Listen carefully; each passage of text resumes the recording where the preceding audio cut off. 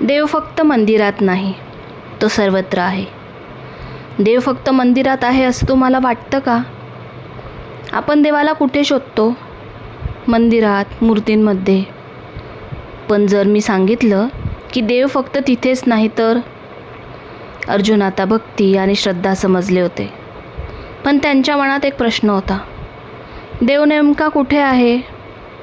तेव्हा श्रीकृष्ण त्याला एक अद्भुत सत्य सांगतात. श्रीकृष्ण सांगतात, या संपूर्ण विश्वात जे काही श्रेष्ठ, सुंदर आणि शक्तिशाली आहे ते सगळं माझंच रूप आहे. सूर्याचा प्रकाश, चंद्राची शांतता, पाण्याची शुद्धता हे सगळं परमात्म्याचं दर्शन आहे. पण आपण देवाला फक्त एका ठिकाणी मर्यादित ठेवतो, म्हणूनच आपल्याला तो इतर ठिकाणी दिसत नाही. जेव्हा आपण प्रत्येक गोष्टीत परमात्मा पाहायला शिकतो तेव्हा जीवनाचा दृष्टिकोन बदलतो, कारण देव सर्वत्र आहे.